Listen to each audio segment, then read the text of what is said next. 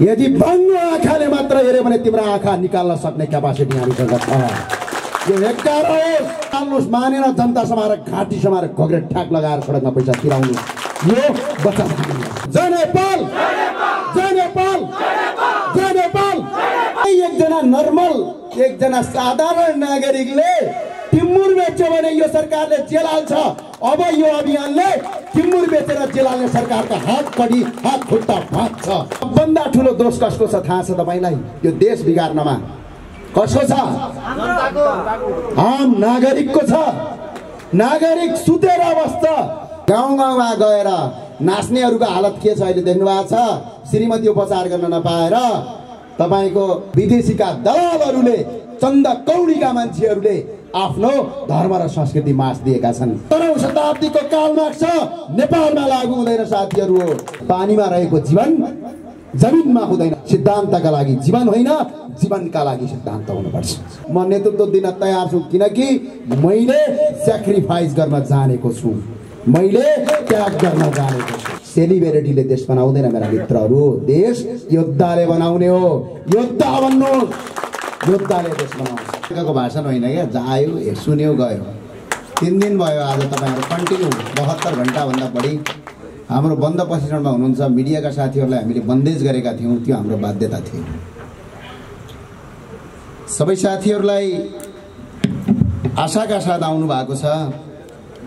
बाहिर भएका साथीहरू भित्र आइदिनु होला। हामी त्यतिकै मजाकका लागि यहाँ जम्मा भएका छैनौँ। पूर्व मेचीदेखि पश्चिम महाकालीसम्मका साथीहरू छन्। एउटा जिल्लाबाट एकजना बराबर। यो शक्ति हो। यो शक्तिलाई सबैले स्वागत गरौँ। यो एउटा शक्ति हो। त्यो भएको हुँदाखेरि म यो कार्यक्रमभन्दा अगाडि हामीले आज विभिन्न विभागहरू गठन गर्ने भोलि हामी तयारी गरिराखेका छौँ। तर आज महिला विभागको गठन गर्नुपर्ने भएको गठन भइसकेको छ। म 4 जना भन्दा बढीलाई बोलाउने छैन। मेरा साथीहरू समयको अभाव छ र धैर्यताका साथ सुन्दिन हुन र सुशासनका लागि भ्रष्टाचार विरुद्धको महाअभियानको महिला विभागको प्रमुखमा शोभा गुरुङ अगाडि आइदिन हुन म अनुरोध गर्दछु। उहाँलाई बधाई छ। त्यसै गरी सहसंयोजकमा हिरा बजगाईजी अगाडि आइदिन हुन म हार्दिक अनुरोध गर्दछु। र त्यसै गरी सचिव सीतापुरी जो आफैमा मोडल पनि हुनुहुन्छ र पूर्व आर्मी पनि हुनुहुन्छ, उहाँलाई पनि सबैले स्वागत गरिदिनु होला। करिब करिब र सहकोषाध्यक्ष सजना देउला र कोषाध्यक्ष उषा लामा, सहकोषाध्यक्ष रञ्जितलाई पनि अगाडि आइदिनु हुन म अनुरोध गर्दछु। अब म समय कम छ, यो हामी छौँ करिब करिब 51 जनाको महिला विभाग गठन भएको छ। यो नेकपा र कांग्रेसको भन्दा ठुलो महिला विभाग हो। मलाई ती दिनहरू याद छन् जुन दिनमा हामी 1 जना व्यक्ति अगाडि उभिन्थ्यौँ, 2 जना मान्छे हाम्रो कार्यक्रम सुन्न हुँदैन थियो। आज यो मुलुकमा पूर्वका झापाबाट विकास ठाकुर, सफल खरेल र पश्चिमको माथि दार्चुलाबाट नरेन्द्र सिंह धामी लगायतको एउटै संगम स्थल बनेको छ हाम्रो नेपाल। यो खुसीको कुरा। तपाईहरुलाई धन्यवाद छ र हाम्रा प्रवक्ता र हाम्रा कोषाध्यक्षज्यूले खादा उडाएर अर्थात् सम्मान गरिदिनु हुन महिला विभागका यी प्रतिनिधिहरूलाई अनुरोध गर्छौं। त्यसपछि हामी अरु कार्यक्रम गर्नेछौँ र साथीहरू हामी त्यसपछि हामी धारणाहरू बाहिर ल्याउनेछौँ। हामी 1 मिनेट 2 मिनेटको समय हामीलाई दिनु होला।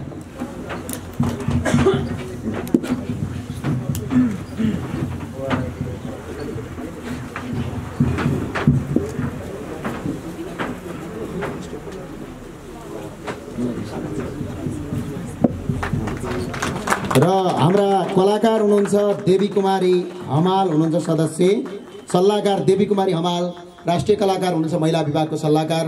कृपया अगाडि आइदिनु होला देवी कुमारी हमाल।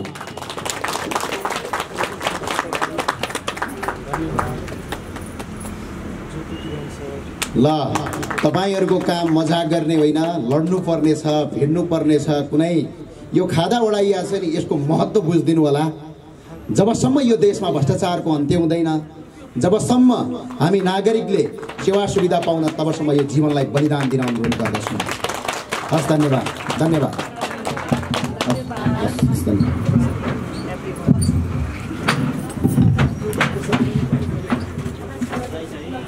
मेरा साथीहरू,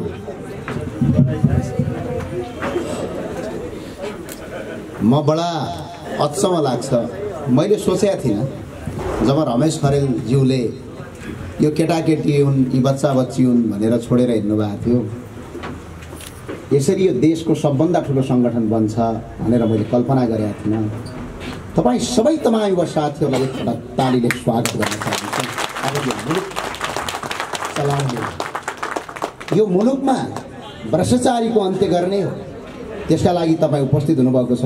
अब र आज यो हाम्रो नेपाल हामी नेपाली भ्रष्टाचार विरुद्धको महाअभियानको प्रथम केन्द्रीय कमिटीको विस्तारित बैठकका प्रमुख अतिथि सर्दे वरिष्ठ अधिवक्ता डाक्टर दिनेश त्रिपाठीज्यू, त्यसै गरी यो कार्यक्रमका अतिथि एवं प्रवक्ता नन्दप्रसाद काप्रीज्यू, त्यसै गरी मेरा सहकर्मी एवं यो अभियानका कार्यकारी सदस्य भेन्सेन मैनालीज्यू, त्यसै गरी यो कार्यक्रमको आजसम्म सुख दुःखका साथ एउटा पश्चिम नेपालको शक्ति बनेर हिँड्नुभएका सचिव भीमबहादुर शाहीज्यू, त्यसै गरी अन्य सम्पूर्ण र आजसम्म दुःख सुखका साथ सडकबाट प्रत्येक दुःखका साथ दिनुहुने मेरा प्रिय अभिभावक शक्तिराज शाहीज्यूलाई म विशेष धन्यवाद दिन चाहन्छु।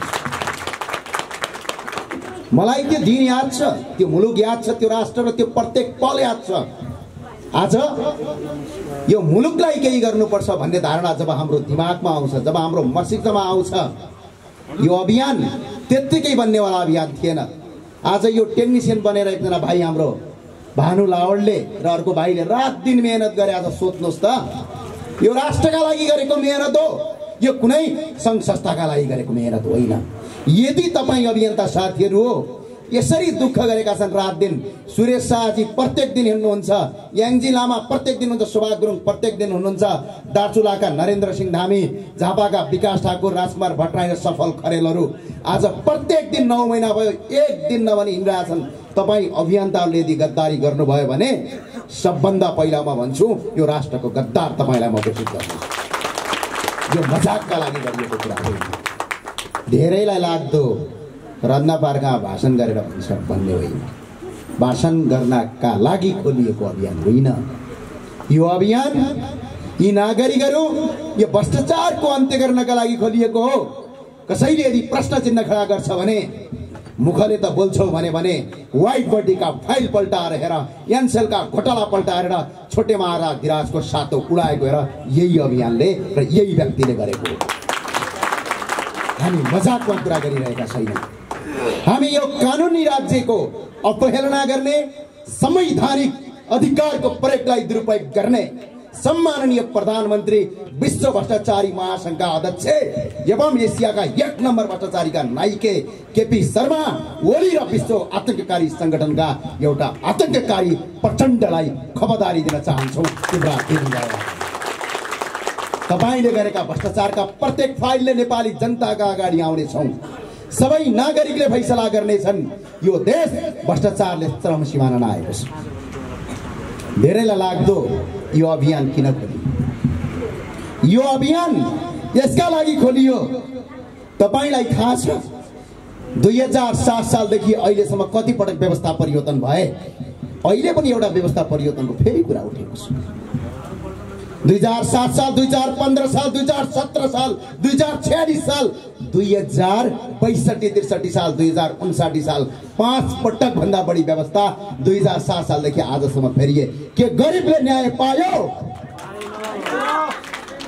के एउटा गरिबले भोको पेट भर्न पायो? के हुम्ला जुम्ला, मुगु डोल्पा, सङ्खुवा सभा, त्यसपछि गएर ताप्लेजुङ झापाका गरिब मजदुरहरू इन्डिया काम गर्न जानबाट बाध्यताबाट रोकिए? यो व्यवस्थाका लागि मात्र आन्दोलन किन? मेरो एउटा प्रश्न चिन्ह खडा छ यहाँनिर। हामीले पटक पटक व्यवस्था परिवर्तन गर्यौं, पटक पटक तपाईको सिंहासनमा बस्यौं। के एउटा सुत्केरीले, तपाईलाई थाहा छ म एउटा घटना सुनाउन चाहन्छु। हामी राहत बाँड्दै गर्दाखेरि 15 दिनकी सुत्केरीले काखमा 15 दिनको बच्चा च्यापेर 2 किलो चामलका लागि लाइन बसेको यो दिमागमा आज पनि ताजै छ। यसका लागि यो अभियान हो। यो कुनै व्यक्तिलाई कुनै पदमा आसीन गर्नका लागि होइन, कुनै व्यक्तिको राजनीतिक स्वार्थ पूरा गर्नका लागि होइन। जबसम्म यो अभियानको खम्बाका साथ म संयोजक ज्ञानेन्द्र शाही हुन्छु तबसम्म कोही व्यक्तिले नचिताए हुन्छ कि यो अभियानलाई सिर्फ राजनीतिक फाइदाका लागि र सत्ता परिवर्तनका लागि धार बनाउला भनेर कल्पना गर्नुहुन्छ भने तिम्रो दिवा सपना मात्र हो। यो कुरा प्रश्न बुझ्न जरुरी छ। यो अभियान किन भन्नुहुन्छ? 2046 सालमा गिरिजाप्रसाद कोइरालाको नेतृत्व, गणेशमान सिंहको नेतृत्व, तत्कालीन सबैका प्रिय जननेता मदन भण्डारी, सहाना प्रधान, माधव कुमार नेपाल, अहिलेका महाभ्रष्टाचारी खड्गप्रसाद ओली ज्यू लगायतहरूले आन्दोलन छेडे। जनताले विश्वास गरे, ओ बाबै साँच्चै तपाईको स्वास्थ्य पाइहालिन्छ कि, साँच्चै शिक्षा पाइहालिन्छ कि, साँच्चै रोजगारी पाइहालिन्छ कि भनेर जनताले विश्वास गरेर पञ्चायतको अन्त गरे। के 2046 देखि 2062-63 सालसम्म यो देशमा स्वास्थ्य र शिक्षा निशुल्क भयो? यो अभियान त्यो अभियान हो। यो कुनै व्यक्तिलाई लाग्छ होला राजनीतिक परिवर्तन बिना, राजनीतिक दल बिना सम्भव छैन भन्ने हो भने महात्मा गान्धीको क्याम्पियन कुनै राजनीतिक दल थिएन। यो कुरा एकता हो जसले भारतलाई आजाद गरे। अमेरिका बनाउने जर्ज वाशिंटनको आन्दोलन पनि कुनै राजनीतिक आन्दोलन थिएन। यो अभियान पनि भ्रष्टाचारको अन्त्य, ती गरिब निमुखा, ती पीडित जनले आज विदेशी भुइँमा गएर तप तप पसिना बगाउँछन्, तपाईँलाई थाहा छ, त्यसको पीडा थाहा छ। मलेसिया खाडीमा काम गर्छन्, घर श्रीमतीसँग एकपटक फोन गर्न पाउँदैनन्, घर आफ्नी बच्ची जन्मी भने आएर छोरीले बाउलाई चिन्दैन। यो व्यवस्थाको अन्त्य यदि अहिलेका राजा आउन लागेका राजाले 100% स्वास्थ्य, शिक्षा, रोजगार दिन्छु भनेपछि हामी काँध हाल्नेछौँ, अन्यथा भने हाम्रो समर्थन रहने छैन। हामीलाई कुनै व्यक्तिलाई प्रतिस्पर्धा गर्नु छैन। कुनै हामीलाई आज तपाईलाई म एउटा प्रश्न चिन्ह खडा गर्छु। तपाईलाई एउटा मेरो आग्रह गर्न चाहन्छु, हामीलाई प्रचण्डसँग कुनै व्यक्तिगत दुश्मनी छ? मेरो बाबुको सम्पत्ति खाइदिएको छ? छैन नि। के खड्गप्रसाद ओलीले तपाईँको बाबुको सम्पत्ति खाइदिएको छ? छैनन् नि। हामी आज उनको विरुद्धमा किन छौँ? किनकि उनीहरूले भ्रष्टाचार गरे, उनीहरूले बेइज्जती गरे, उनीहरूले विधिको शासन मानेनन्, कानुनी राज्यको पालना गरेनन्, हरेक नागरिकलाई दुःख दिए। त्यही भएर हामी विरोधी भयौँ। के अब ज्ञानेन्द्र शाहले पनि यो गरे भने के हामी विरोधी हुन सक्दैनौँ? यो कल्पना नगर्नेलाई हामी विरोधी हुन पनि सक्छौँ। हामीलाई व्यक्ति चाहिएको होइन, हामीलाई गाँस चाहिएको, हामीलाई बास चाहिएको, हामीलाई स्वास्थ्य चाहिएको, हामीलाई शिक्षा चाहिएको, हामीलाई रोजगारी चाहिएको, हामीलाई यो देशको भ्रष्टाचारको अन्त्य चाहिएको। एकजना नागरिकलाई तपाईँ आग्रह गर्न चाहन्छु, अधिवक्ताजी यहीँ हुनुहुन्छ, कति देख्नु भएको होला, मुद्दा लड्दा लड्दै मान्छे मरिसक्छ, मुद्दा लड्दा लड्दै मान्छे मरिसक्छ, मान्छे मरिसकेपछि फैसला आउँछ। यो देशमा यस्तो किसिमको कानुन छ, यसको जरा उखेल्नका लागि जन्मिएको अभियान हो। न्याय पाइँदैन, पैसा भयो भने न्याय पाइन्छ, पैसा भएन भने न्याय पाइँदैन। वरिष्ठ वरिष्ठ भनिएका अधिवक्ताहरू, ठुल्ठुला भनेका न्यायाधीशहरू करोडौंका गाडी चढ्छन्, जनतालाई न्यायको व्यापार गर्छन्। म बाधाका साथ भन्न चाहन्छु, यो देशमा जबसम्म यो अभियान सफल भयो भने न्यायको व्यापार टोटली बन्द हुन्छ। बन्द भएर देश निकाला गर्छौँ। न्यायको व्यापार गर्ने ठाउँ होइन न्यायालय, न्यायालय व्यापार गर्ने ठाउँ होइन, स्वास्थ्य व्यापार गर्ने ठाउँ होइन, शिक्षा व्यापार गर्ने ठाउँ होइन। व्यापार र व्यवसाय गर्नुहुन्छ भने मजाले खोलेका छन् कल कारखाना, मजाले खोलेका छन् टायल उद्योगहरू, मजाले खोलेका छन् घर बनाउने कम्पनीहरू, मजाले खोलेका छन् कपडा बनाउने कम्पनी, त्यहाँ लगानी गर्नुहोस्। यो कुनै पनि सर्भिस यानी कि कुनै पनि सेवाका क्षेत्रमा व्यापार गर्ने माफियाको अन्त्य गर्नका लागि जन्मेको अभियान हो, कुनै बचावका लागि जन्मेको होइन। दैनिक जीवनमा ज्याला गर्ने मजदुरहरूले बिहान बेलुका छाप टार्न सक्दैनन्, महँगी यति धेरै छ, तलब उचित छैन। यसको अन्त्य गर्नलाई जन्मिएको अभियान हो। तपाईलाई लाग्दो प्रहरी र आर्मीहरूले तपाईलाई कसरी गाली गर्छन्, प्रहरीले स्पेशली ती प्रहरीहरूको दुःख तपाईले हेर्नु भएको छ? महिनाको 22-21 हजार तलब खाएर 18 घण्टासम्म ड्युटी गर्ने प्रहरीलाई जीवनभरि उचित सेवा र सुविधा दिनका लागि खोलिएको अभियान हो। भ्रष्टाचारको अन्त्य भयो भने त्यही प्रहरीले भोलि महिनाका 40-50 हजार तलब खान सक्छ। यो दावाका साथ हामी पेश गर्न सक्छौँ। आज सेतो कोट लगाएका केही नर्स दिदीबहिनीहरू हुनुहुन्छ, बडा समस्या हुन्छ। बिएससी नर्सिङ गर्यो, महिनाको 14 लाख रुपैयाँ, वर्षको एकपटकको 14-15 लाख रुपैयाँ मजाले मेडिकल माफियाहरूलाई खुवाइदियो। फ्रीमा काम गर्छन् बिचरा 5 वर्षसम्म। 5 वर्ष 15 लाख रुपैयाँ पनि तिर्छन्, फेरीमा पनि काम गर्छन्। अब नर्सिङ पास गरेर बाहिर आइसके पछाडि महिनाको 10,000 रुपैयाँ तलब पाउन पनि हम्मे हुन्छ। यसको अन्त्य गर्नका लागि जन्मिएको कुनै पनि मेडिकल लाइनको डाक्टर या नर्सले 1 रुपैयाँ पैसा तिरेर कहीँ पनि पढ्न नपाउने वातावरण दावाका साथ हामी सिर्जना गरेर छाड्छौँ। यो समय आउँछ देखाउन, त्यसका लागि खोलिएको अभियान। तपाईलाई लाग्दो होला कस्तो देशमा हामी हुर्केका छौँ थाहा छ तपाईलाई? गोदावरीको मार्बल बेच्न पाइँदैन साथीहरू हो, राजस्थानको मार्बल घर घरमा बेच्न पाइन्छ। गोदावरीको मार्बल यदि कसैले बेच्यो भने प्रहरी हत्कडी लगाएर घर आइपुग्छ। यो देशमा यस्ता कुलङ्घर, चाहे ती हिजोका पञ्चे र हिजोका कुनै बहुदलवादी या अन्य कुनै राजावादी हुन्, चाहे आजका गणतन्त्रवादी, यो देशको मार्बल बन्द गरेर राजस्थानको मार्बल बेच्छन्। हामी यो अभियानको उद्देश्य गोदावरीको मार्बललाई स्थापित गर्ने, राजस्थानी मार्बललाई यो देशबाट बाइकआउट गर्ने हो। तपाईलाई थाहा छ मलेसियाबाट मात्रै काठ आयात 1 वर्षमा 11 अर्ब भन्दा बढी हुन्छ। चितवनका जंगलमा काठ कुहिएको छ। काठलाई कसैले काटेर प्रयोग गर्यो भने त्यो गुण्डा हुन्छ, अपराधी हुन्छ। भनिएका सेलिब्रिटी कलाकारहरू पनि त्यसको प्रचार गर्दै हिँड्छन्, विदेशी एजेन्टहरू। यो अभियानले काठको व्यापार निशुल्क गुणस्तरीय रूपमा एउटा रुख काट्यो भने 2टा रुख लगाऊ, तर काठको व्यापार एसिया, चाइना, युरोप, अमेरिकामा नेपालीले गर भनेर खोल्छ। त्यसका लागि खोलिएको अभियान। यहीँको स्रोत र साधनलाई प्रयोग गर्न सक्नुपर्छ। अर्को कुरा, ड्रग्स सजिलैसँग बेच्न पाइने, विदेशी ब्रान्डका रक्सीहरू भट्टाभट गल्लीमा बेच्न पाइने। रक्सी भन्दा गाँजा ठुलो, जो विश्वको मेडिसिन हुने गाँजा नेपालमा बन्द हुने। लोकल रक्सी कसैले बनायो भने सिडियो फोन गरेर यत्रो फोटो निकाल्छन् पेपरमा, थाहा छ? ठुलो उपलब्धि रे। विदेशी रक्सी बन्द गरेर नेपाली रक्सीलाई मान्यता दिने अभियान हो यो। नेपाली बात, नेपाल बात। तपाईलाई एउटा कुरा आग्रह गर्न चाहन्छु। अर्को कुरा तपाईलाई लाग्दो बडा ताज्जुब लाग्छ, कहिलेकाहीँ भन्नुहुन्छ, साँच्चै ताज्जुब लाग्छ। यिनीहरूले गरेको नियम देखे भने घृणा लागेर आउँछ। अमेरिका भारतमा चलेका सिटामोलका ट्याब्लेटहरू, फ्लेक्जोनका ट्याब्लेटहरू नेपालका गल्ली गल्लीमा खुलेआम रूपमा बेच्न पाइने।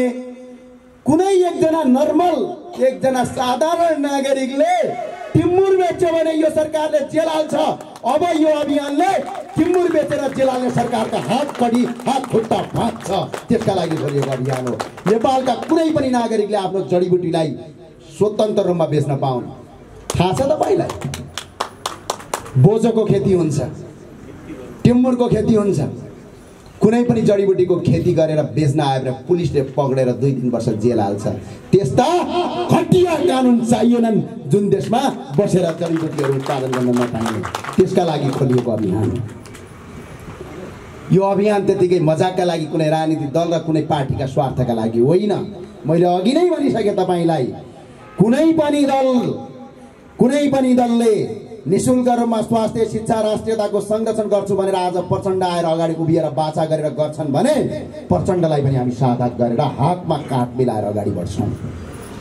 हामी कुनै व्यक्तिका व्यक्ति विरोधी होइनौँ। यदि पूर्व राजा ज्ञानेन्द्र शाहज्यूले अहिले पनि नेपाली जनतालाई सम्बोधन गरेर एकजना नागरिक विदेश जानु पर्दैन, एकजना नागरिकको स्वास्थ्य शिक्षा निशुल्क गुणस्तरीय गर्छौँ, एकजना अहिलेकाहीँ टाइको टाउके भ्रष्टाचारीलाई लगेर जेल हाल्छौँ भन्नुभयो भने नेपालका तमाम नागरिकका साथ हामी पनि राजा ज्ञानेन्द्रलाई काँधमा हालेर बोक्न तयार छौँ। तर अहिले तपाईँका उठेका आन्दोलन हेर्ने हो भने त्यो कटिबद्धता राजा ज्ञानेन्द्रले गर्न सक्नुपर्छ। यदि त्यो गर्नु भएन भने आएको राजा पनि 6 महिनाभन्दा बढी टिक्दैन, किनकि जनता फेरि भेटमा जान सक्छ। यो कुरा राजावादी साथीहरूलाई मेरो आग्रह छ, यो कुरा बुझाइदिन हुन पनि आग्रह छ। किनभने कुनै पनि हामी शासन व्यवस्थाले मात्र मुलुक परिवर्तन हुँदैन, त्यो शासन व्यवस्थासँग दैनिक जीवनमा नागरिकका मागहरू पनि परिवर्तन हुन जरुरी छ। तपाईलाई लाग्दो म एउटा कुरा भन्छु, मार्क्सवाद, लेनिनवाद, फलानावाद फलानावाद, म एउटा कुरा भन्न गइरहेको छु तपाईलाई, सिद्धान्तका लागि जीवन होइन, जीवनका लागि सिद्धान्त हुनुपर्छ। आज मार्क्सवाद लेनिनवाद दुनियाँका गरेर सिद्धान्तका लागि जीवन र तपाईँ सम्पूर्ण नागरिकलाई त्यही बात भोगाइराखेका छन्। गाउँ गाउँमा गएर नाच्नेहरूको हालत के छ अहिले देख्नु भएको छ। श्रीमती उपचार गर्न नपाएर तपाईँको के अरे पिपल चौतारी उठ जाग ओहो लड काट मार भनेर गीत गाउने गायकहरू, आतङ्ककारीका गायकहरू आज भगवानले माथिबाट श्राप दियो, आज श्रीमती उपचार गर्न नपाएर उहाँ अगाडि टेलिभिजनमा रुँदैछन्। यो भगवानको श्राप हो। त्यही भएर सिद्धान्त खोक्रा, मैले अघि नै भने सिद्धान्तका लागि जीवन होइन, जीवनका लागि सिद्धान्त बनाऊ, यो मदन भण्डारीको भनाइ थियो। अर्को कुरा मैले तपाईँलाई भन्न चाहन्छु, भोको पेट र गरिबीले आदर्शमान सिद्धान्तको खोजी गर्दैन साथीहरू। यो भोको पेट र गरिबीले कहिल्यै पनि आदर्शमान सिद्धान्तको खोजी गर्दैन। खोजी गर्छ त केवल एक छाक खानाको। यो अभियान एक छाक खानाको खोजी गर्ने हो, कुनै सिद्धान्तको होइन, कुनै बात र कुनै लेनिनवादको होइन। तपाईँलाई आग्रह गर्न चाहन्छु, यी छोटे महाराजा धीराजहरूलाई मेरो आग्रह छ, आफ्नो अस्तित्व र महत्त्व तब मात्र थाहा हुन्छ जब आफ्नो पहिचान खोल्छ। आज यी आतङ्ककारीहरूले हाम्रो अस्तित्व के हो, हामी नेपाली को हौ, हाम्रो धर्म के हो, हाम्रो संस्कृति के हो, हाम्रो परम्परा के हो, यो अस्तित्व नै थाहा छैन अनि हाम्रो महत्त्व हुन्छ। त्यही भएर विदेशीका अगाडि खुट्टा टेकेर गुलाम गर्नुपर्छ। यो अभियानले आफ्नो अस्तित्वको पनि स्वीकार गर्छ, आफ्नो महत्त्वको पनि, त्यसका लागि खोलिएको अभियान हो। तपाईँ यसलाई कुन बात भन्न ठान्नुहुन्छ? यसलाई नेपालवाद भन्नुहोस्। म एउटा आग्रह गर्न चाहन्छु, तपाईँ धेरै साथीहरू हुनुहुन्छ, मेरा अभियन्ता साथीहरू हो, पूर्व मेचीदेखि पश्चिम महाकालीबाट केन्द्रीय विस्तारित कमिटीको 11, 12 र 13 दिन गतेका लागि 3 दिनका लागि निरन्तर बस्नुभएका यी सबै जिल्लाबाट प्रतिनिधित्व गरेका अभियन्ता साथीहरू, एउटा कुरा तपाईँ सिकेर जानुहोस्, संस्कार र संस्कृति बिनाको मान्छे र वासना बिनाको कस्तुरीको महत्त्व हुँदैन। संस्कार चाहिन्छ, संस्कृति चाहिन्छ। अहिलेका पूर्व आतङ्ककारी बाबुराम भट्टराईसँग न संस्कार छ न संस्कृति छ।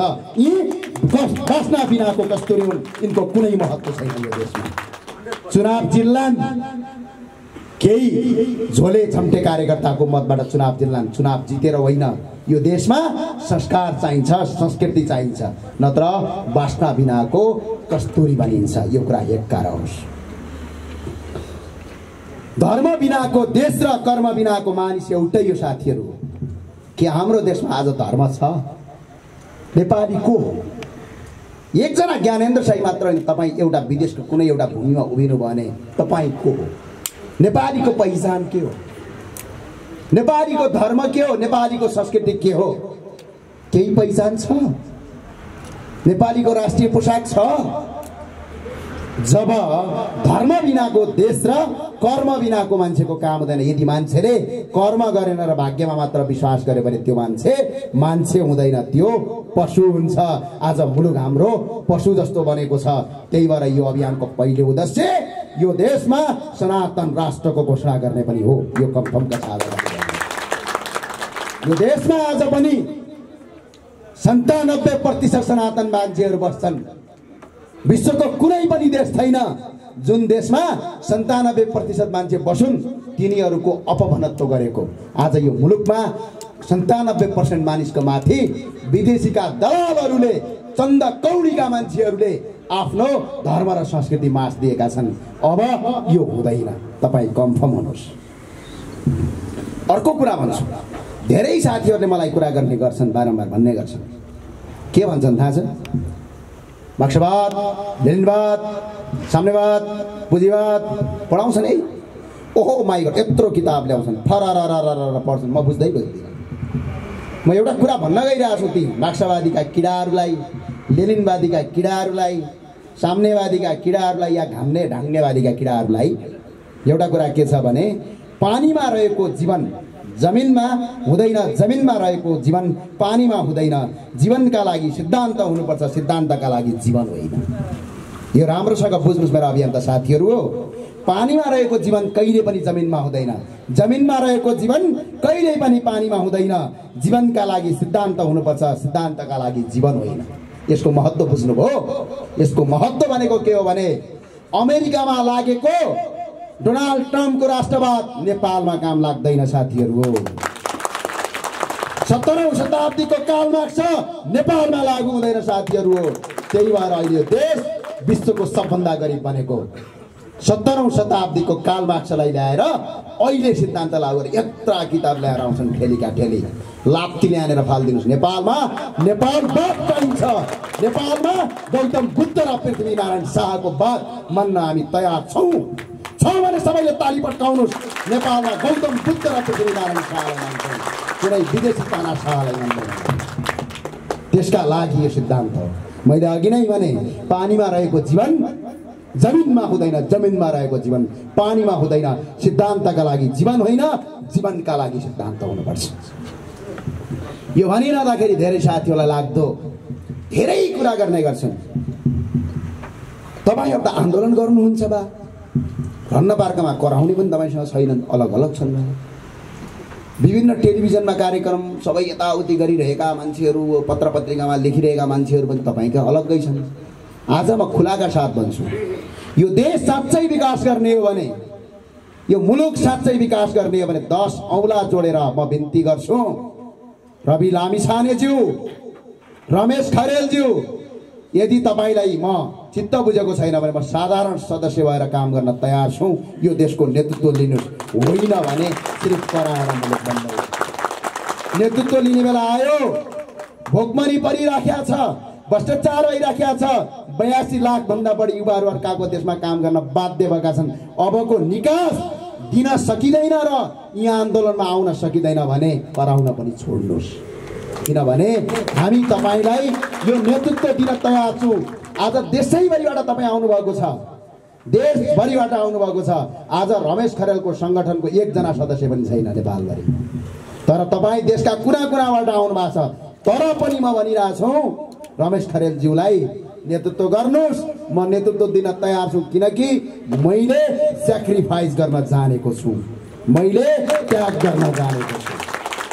होइन नेतृत्व पनि गर्दिनँ, केही पनि गर्दिनँ। टेलिभिजनमा कान्तिपुर र अरू टेलिभिजन, ठुल्ठुला टेलिभिजन खोज्दै हिँड्छु भने तपाईँ बकम पुसे हो, सिर्फ भाषण मात्रै गर्नु, केही होइन। तपाईँलाई अब खुला चुनौती छ।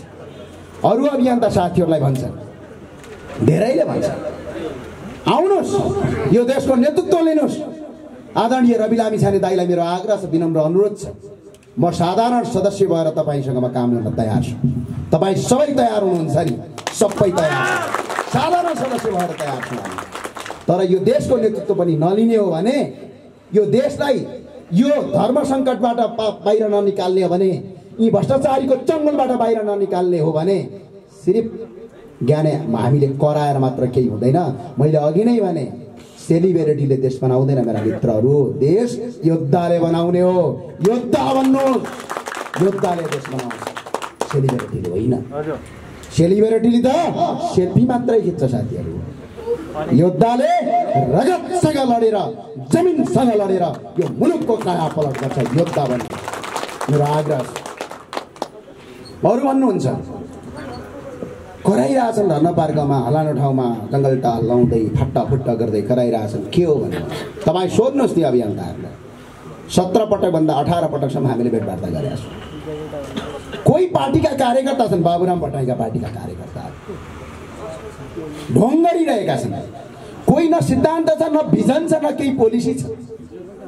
अब आजकलका युट्युबका साथीहरू, युट्युबका पत्रकार साथीहरू सिङ्गो नेपाललाई प्रतिनिधित्व गर्छन्। उनीहरू गएर कच्चक्क खिचिदिन्छन्, सिर्फ त्यो करायो अनि गयो, हिँड्यो। यसका लागि देश बन्दैन मेरा साथीहरू। यदि साँच्चै तपाईहरू साँच्चै यो मुलुकका लागि काम गर्ने हो भने यो अभियानले ढोका खुला गरेको छ। तपाईँ आउनुहोस्, तपाईँलाई स्वागत गर्न हामी तयार छौँ। होइन भने पछाडि ज्ञानेन्द्र साईले मिलाएर भनेर कहीँ कतै पनि अन्तर्वार्ता नदिनुहोस्। आज पनि मैले तपाईँलाई आग्रह गरेको छु, आउनुहोस्, खुला बाटो छ, खुला रूपमा अगाडि बढ्नुहोस्। र अर्को आग्रह छ, सबभन्दा ठुलो दोष कसको छ थाहा छ तपाईँलाई? यो देश बिगार्नमा कसको छ? आम नागरिकको छ। नागरिक सुतेर बस्छ, चुप लागेर बस्छ, अनि तपाईँ यो देश बन्छ। तमाम देशका 3 करोड नागरिकलाई मेरो आग्रह छ, साँच्चै यो मुलुक बनाउने हो भने दुधलाई दुध र पानीलाई पानी मात्र भन्न सिक्नुहोस्, त्यहाँभन्दा बढी छैन। तपाईँ नागरिकहरू प्रत्येक ठाउँमा सचेत हुनुभयो भने त्यहाँका भ्रष्टाचारीहरू, त्यहाँका दलालहरू, त्यहाँका भूमाफियाहरू आफै तह लाग्नेछन्। यदि तपाईँ नागरिकहरू सचेत हुनु भएन भने यो कानुनी राज्यको व्यवस्थाले पनि केही गर्ने छैन। यो कुरा धेरैले कुरा सुनाउनु भयो। काहीँ विद्रोहीले आक्रमण गर्न खोजे, काहीँ पार्टीका कार्यकर्ताहरूले लखेड्न खोजे, काहीँ भ्रष्टाचारीहरूले बाटो ढुकेर कुरे। तपाईलाई म बाधाका साथ भन्छु, आज देशैभरिका मान्छेहरू हुनुहुन्छ यहाँ। 3 दिनसम्म चलेको बन्दर सत्रमा आउनुहुन्छ, कुनै रन्न पार्कको कार्यक्रम होइन भाषण गर्ने जानलाई। 72 घण्टासम्म तपाईँले भाषण सुनेर बस्नु भएको छ, आफ्ना योजना फालेर जानुभएको छ। तपाईँलाई बाधाका साथ भन्छु, झापामा हाम्रो अभियन्ता कुटियो, कसैले केही भन्यो भने दार्चुला उठ्छ, दार्चुलामा कसैले केही झापा उठ्छ। र अर्को कुरा मेरो आग्रह छ छोटे महाराजाहरूलाई, यी हाम्रा अभियन्ताहरूलाई छुन त धेरै टाढाको कुरो हो। यदि बङ्गो आँखाले मात्र हेऱ्यो भने तिम्रो आँखा निकाल्न सक्ने क्यापासिटी हामीसँग छ। यो हेक्कार होस्। नेपाल हाम्रो नेपाल, हामी नेपालीका यी राष्ट्रभक्ति अभियन्ताहरू, यो देशको परिवर्तन गर्ने अभियन्ताहरू, भ्रष्टाचारका विरोधी अभियन्ताहरूलाई मुलुकका कुनै पनि गाउँ बस्ती कुनै पनि ठाउँमा, चाहे विद्रोही पक्ष होस्, चाहे सरकार पक्ष होस्, चाहे भ्रष्टाचारी होस्, कसैले मात्रै केही मात्रै तलमाथि 1.5 आँखाले मात्र हेऱ्यो भने त्यसको जवाब हामी दिन तयार अवस्था भइसकेका छौँ। तपाईँलाई लाग्दो, छोटे राजाहरूलाई लाग्दो एकजना ज्ञानेन्द्र छैन, छोटे राजा हो। यहाँ लाखौं मान्छे छन्, लाखौं मान्छे तिम्रा विरुद्धमा छन्। अहिले पनि आग्रह गर्न चाहन्छु, प्रत्येक स्थानीय तहमा तपाईँ अभियन्ताहरू जानुहोस्, फाइल माग्नुहोस्, हिसाब किताब गर्नुहोस्। भ्रष्टाचार गर्यो मुद्दा हाल्नुहोस्, मानेर जनता समाएर घाँटी समाएर घोग्रे ठ्याक लगाएर सडकमा पैसा तिराउनुहोस्। यो बचान, यो बचान हो। तपाईलाई संरक्षणको आवश्यक परेको छ भने यो संरक्षण हो। र देशका प्रत्येक ठाउँबाट मैले अघि नै भनिसकेँ नि, हेटौडामा कोही साथीलाई कचकच गर्छ भने काठमाडौँ तात्तिन्छ, काठमाडौँमा कुनै साथीलाई कचकच गर्यो भने रौतहट तात्तिन्छ, जुम्लामा कसैलाई केही गर्यो भने पूर्वको इलाममा आन्दोलन हुन्छ। यो अभियानले त्यो बनाइसकेको छ, यो अभियानले आफ्नो संगठन बनाइसकेको छ, यो अभियानले आफ्नो योजना बनाइसकेको छ। यो अभियानले छोटा राजालाई परास्त गर्ने र छोटे राजाहरूलाई यिनीहरूको सबक सिकाउने संगठन बनाइसकेको छ। त्यही भएर मेरा छोटे राजाहरू हो, हदमा बस, कतमा बस भन्छन् नि, कहिले अति गर्नु, अत्याचार नगर्नु। अत्याचार गर्यो भने तिम्रो क्षति हुनेछ। म यही भन्छु सबै अभियन्ता साथीहरूलाई, मेरो आग्रह छ, हामी मुलुकलाई एउटा हिँडेका साथ अगाडि बढाउनेछौँ। मैले अघि नै भनिसकेँ, कसैको राजनीतिक स्वार्थ साट्नका लागि र कसैको व्यवस्था परिवर्तनका लागि खोलिएको अभियान होइन। जबसम्म स्वास्थ्य, जबसम्म शिक्षा, जबसम्म रोजगारीको ग्यारेन्टी हुँदैन, तबसम्म कुनै पनि व्यक्ति शासनमा आयो भने तिनका विरुद्ध सडकमा छातीमा हात राखेर लड्न सक्ने अभियान हो। यसका लागि हामी एकजुट बनौँ। र सबै साथीहरूलाई म भन्छु, जय नेपाल, जय नेपाल, हात उठाएर जय नेपाल, जय नेपाल, जय नेपाल, जय नेपाल। हस्, धन्यवाद।